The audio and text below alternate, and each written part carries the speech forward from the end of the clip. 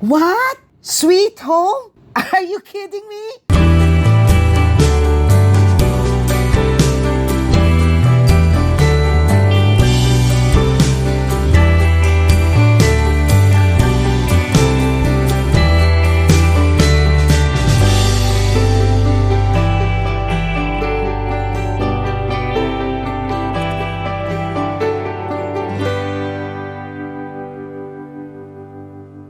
Hello, Chingu! Before I proceed, Chingu, please don't forget to click that like button, subscribe to my channel, and smash that notification bell.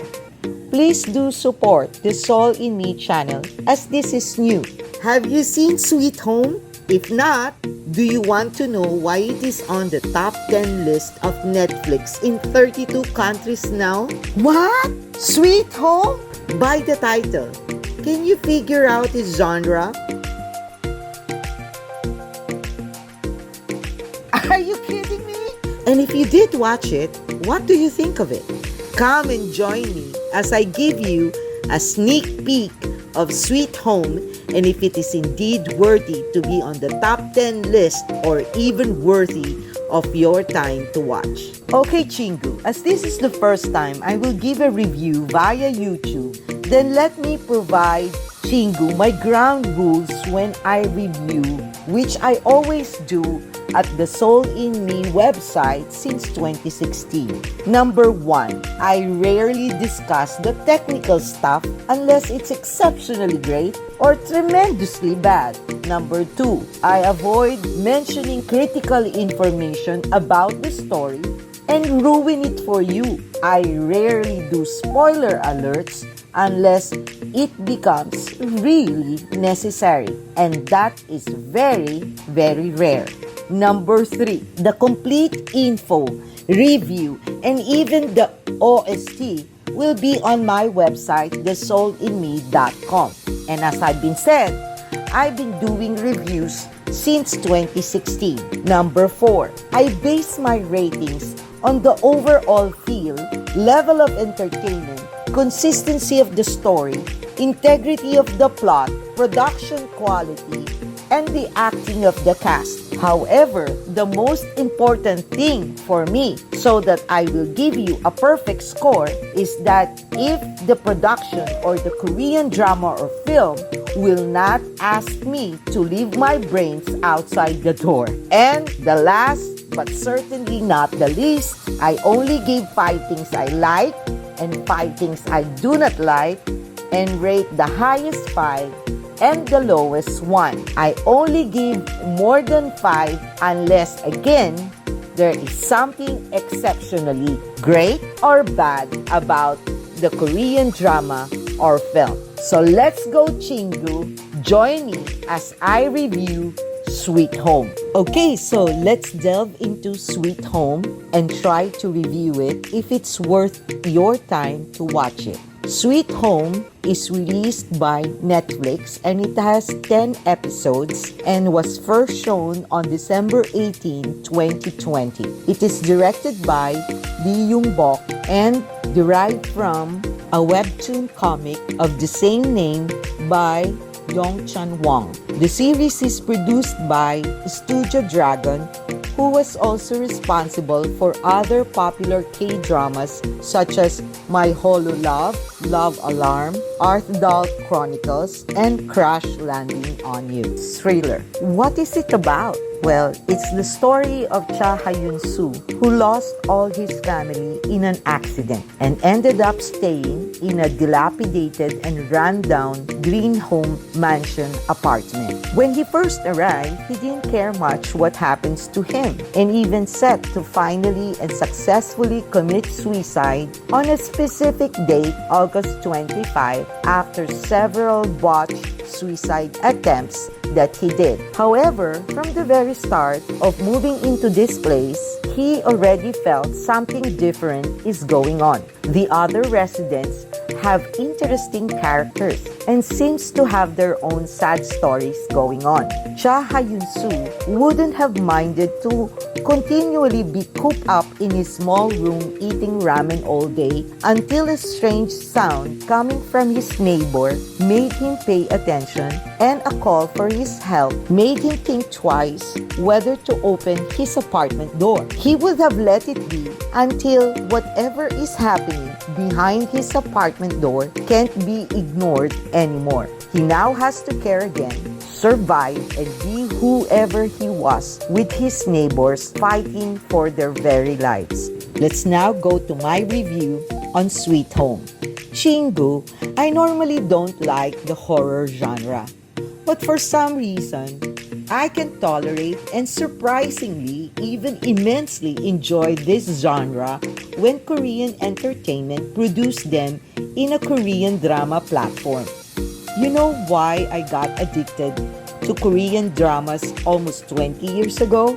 It is not because of the visual effects that we often see in American films, but it's the emotional ride that Korean drama gives you in whatever genre it may be. They are so good at doing that a long time ago, one cannot even see the leads to do a decent kiss on a small screen after me watching the K-drama for 24 to 32 hours waiting for the romantic or at least a sweet, intimate moment between the couple. Yet, surprisingly, one can feel all the love emanating from the story. Their visuals is not what the eyes can see, but what the heart can feel. And that is the same with horror/suspense thrillers like Sweet Home. However, I must say, the Korean entertainment is getting even better in the visuals. Thus, Sweet Home is a surprisingly great Korean drama that's even better than The Kingdom in my book. Though, don't get me wrong, Chingu.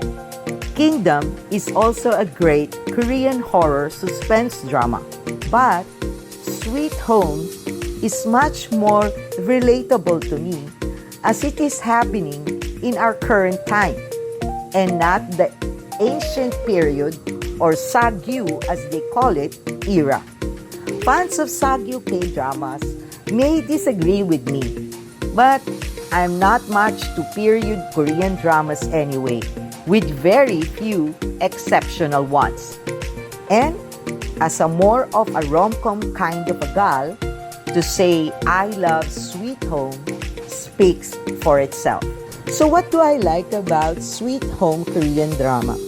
One, it is the first time I've watched Song Kang as a lead in a full-feature Korean drama. There are so many close shots of him on this K-drama that reminds me of Song Joong-ki. He actually looks like him, including the depth of his acting ability. It's very hard for an actor to show emotion and be able to make the audience feel what the character is feeling if there's not much dialogue. And here, Song Kang, a lot of his scenes is more communicated to the audience through his expressions alone. He can really be a big star after this, especially if this ends up having a sequel, which hopefully it will, as there are a lot of stuff left hanging on this K-drama. Number 2, splendid entire cast and top-notch acting. Well, it is usually expected in Korean dramas anyway that the cast will do well as their actors generally are professionals and did study or even masters in theater and arts in universities. They are known to have a pool of great talents.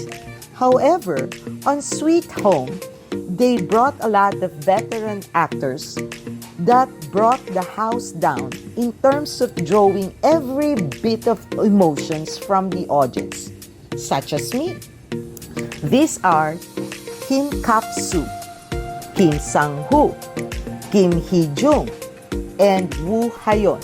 You will often see them in a lot of Korean dramas and films. You will notice them not because of their good looks, but their excellence in bringing their characters into life and will totally make you forget that they are just acting. What's so beautiful about the way the characters were presented is that each of them, no matter how small the role, they are given their deserved scene and highlights on the story.